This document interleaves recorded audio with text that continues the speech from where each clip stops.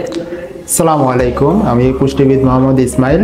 বর্তমানে ফেনী ডায়াবেটিক হসপিটালে diabetes educator পাশাপাশি ডায়েট কনসালটেন্ট হিসাবে কর্মরত আছি। পাশাপাশি কুমিল্লা গুমতি হসপিটালে নিয়মিত চেম্বার করছি। আজকে অত্যন্ত গুরুত্বপূর্ণ একটি বিষয়, পাশাপাশি আমাদের জীবন ঘনিষ্ঠ একটি বিষয় নিয়ে আলোচনা করব, সেটি হচ্ছে বাচ্চাদের পুষ্টি বিষয়। প্রথমে আসি, বাচ্চাদের অপুষ্টি আমরা কি ভাগে ভাগ করতে পারি। এটা হচ্ছে মূলত দুই ধরনের অপুষ্টির ভাগ করা যায়। সেটা হচ্ছে একটি যদি বলি স্যাম, একটি হচ্ছে ম্যাম। স্যাম হচ্ছে সিভিয়ার অ্যাকিউট ম্যালনিউট্রিশন, যেটা আমরা খুব আন্ডার নিউট্রিশন বলে থাকি। আরেকটি হচ্ছে ম্যাম, যেটি হচ্ছে মডারেট অ্যাকিউট ম্যালনিউট্রিশন। এখন যদি আমরা দুইটা ভাগে ভাগ করার পরে বাকি যারা থাকে স্যাম এবং ম্যাম বাদ দিয়ে বাকি পেশেন্টগুলো থাকে হচ্ছে স্বাভাবিক কন্ডিশনে। বর্তমানে প্রতি 10 জন বাচ্চার মধ্যে প্রায় একটি বাচ্চা এই স্যাম অথবা ম্যাম এই দুই ধরনের ম্যালনিউট্রিশন বা অপুষ্টিজনিত সমস্যায় ভুগতেছে। এখন আসি বাচ্চাদের অপুষ্টির কারণ কি কি। প্রথমে কিছু যদি বলি যে আমাদের পারিবারিক কারণ এবং হচ্ছে বাচ্চাদের নিজেদের কিছু বৈশিষ্ট্য বা কিছু কারণ এখানে অন্তর্ভুক্ত থাকে।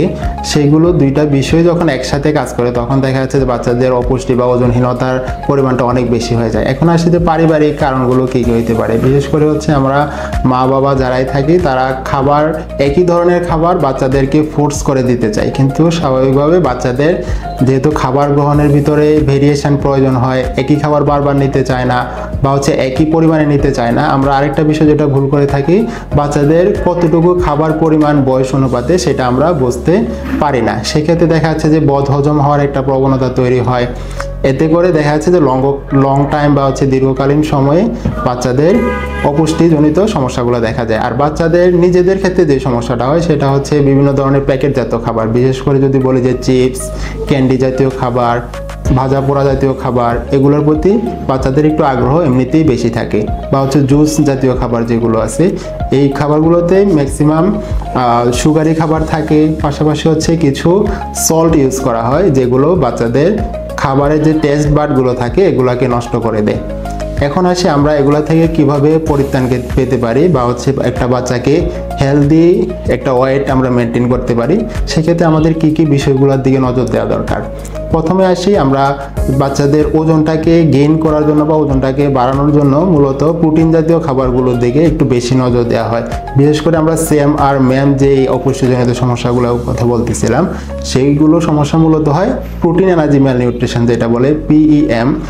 তখন হচ্ছে প্রোটিন এবং এনার্জি দুইটাই যখন ঘাটতি হয়ে যায় তখন হচ্ছে প্রোটিন এনার্জি ম্যালনিউট্রিশনটা তৈরি হয়। আর এই জন্য হচ্ছে আমরা প্রোটিন জাতীয় খাবার কোনগুলো, বাচ্চাদের ক্ষেত্রে দুধ বা দুধ জাতীয় খাবার, বিশেষ করে হচ্ছে যদি বলি যে দই, পুডিং, ক্লাস্টার, এই জাতীয় খাবারগুলো বেশি অনুপাতে দেওয়া যায়। মিনিমাম দৈনিক 2 সার্ভিং করে বা 2 বেলা করে মিনিমাম দুধ জাতীয় খাবার রাখতে হবে। পাশাপাশি হচ্ছে দুধ জাতীয় খাবার বাদে অন্য প্রোটিন জাতীয় খাবার যেগুলো, সেটা হচ্ছে ডিম অথবা হচ্ছে ডিম দিয়ে তৈরি যে কোনো খাবার, মাছ মাংস বা হচ্ছে মাছ মাংস প্রসেস করে যে কোনো খাবার, এগুলো হচ্ছে আমাদের মূল প্রোটিন জাতীয় খাবার। পাশাপাশি ডাল, বাদাম, এগুলো থেকেও ম্যাক্সিমাম ভেজিটেবল প্রোটিন পাওয়া যায়। এখন আমাদের দৈনিক খাবারের বাচ্চাদের রেশিওটা কতটুকু হতে পারে, এখন বয়স অনুপাতে যদি বলি 6 মাস থেকে 8 মাস পর্যন্ত বাচ্চাদের হাফ কাপ করে 2 বেলা, তার মানে হচ্ছে ফুল 1 কাপ সলিড খাবার 6 থেকে 8 মাস পর্যন্ত। 8 থেকে 12 মাস পর্যন্ত সাধারণত হাফ কাপ করে 3 বেলা, ঠিক আছে। তারপরে হচ্ছে পরবর্তীতে 1 বছর থেকে 2 বছর পর্যন্ত খাবারের অনুপাতটা হবে ফুল 1 কাপ করে দৈনিক 2 থেকে 3 বার করে। আর পাশাপাশি হচ্ছে আমাদের প্রোটিন জাতীয় খাবারের পাশাপাশি ফল বা হচ্ছে যে কোনো ফল জাতীয় খাবার, যেমন আমরা যদি ওয়েট গেইন করার ক্ষেত্রে বাচ্চাদের ওজন বাড়ানোর ক্ষেত্রে বিশেষ করে মিষ্টি ফল যেগুলো, যেমন আঙ্গুর, আম, এই ধরনের দেশীয় ফল দেওয়া যায়। পাশাপাশি বাচ্চাদের ব্রেন ডেভেলপমেন্ট করার জন্য বা মানসিক বিকাশ করার জন্য ওমেগা 3 যুক্ত খাবার, বিশেষ করে হচ্ছে মাছের তেল এবং হচ্ছে আমরা যদি বলি বাদামের তেল, পাশাপাশি অ্যাভোকাডো, এই জাতীয় ফলগুলোতে ওমেগা 3 থাকে, যেটা বাচ্চাদের মানসিক বিকাশেও অনেক বেশি হেল্প করে।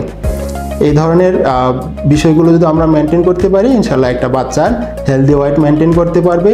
বিশেষ করে 5 বছর পর্যন্ত যেহেতু একটা বাচ্চার মানসিক বিকাশ খুব বেশি হয়ে থাকে, সেই জন্য প্রতি 1 মাস বা 2 মাস অন্তর বাচ্চার গ্রোথটা কেমন আছে, ওজন এবং উচ্চতা আছে ঠিকভাবে বাড়তেছে কিনা, সেই গ্রোথ চার্টটা মেনটেন করব।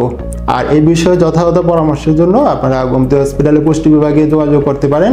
বাচ্চাদের গ্রোথ নিয়ে এখানে পর্যাপ্ত বা পূর্ণাঙ্গ ডায়েট চার্ট প্রদান করা হয়। সবাই ভালো থাকেন, সুস্থ থাকেন, আপনার সবার জন্য শুভকামনা। আসসালামু আলাইকুম।